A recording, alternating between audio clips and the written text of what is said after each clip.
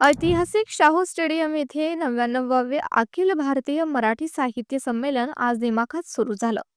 महाराष्ट्र साहित्य परिषद, पुणे शाखा शाहूपुरी आणि मावळा फाउंडेशन सातारा यांच्या संयुक्त विद्यमानं आयोजित या संमेलनाचे ध्वजारोहण साहित्य महामंडळाचे अध्यक्ष प्राध्यापक मिलिंद जोशी यांच्या हस्ते फीत कापून करण्यात आलं.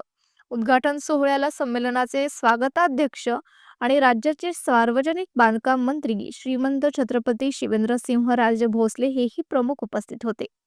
यानंतर ग्रंथ प्रदर्शनाचे उद्घाटन 98व्या साहित्य संमेलनाच्या अध्यक्षा डॉक्टर तारा भवाळकर यांच्या हस्ते झाले.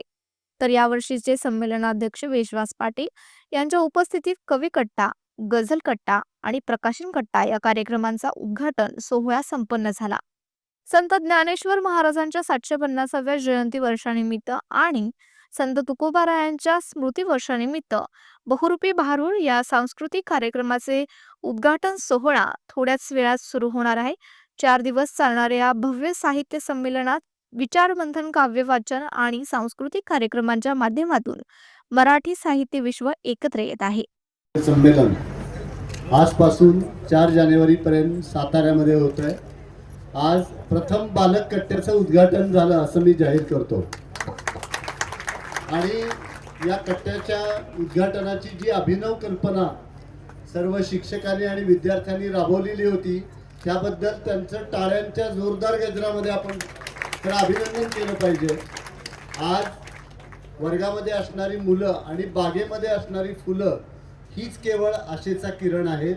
आपण त्यांच्यावरती आपलं लक्ष केंद्रित केलं पाहिजे आणि या मुलांना साहित्याशी जोडण्यासाठी आपण अधिकाधिक प्रयत्न केले पाहिजे.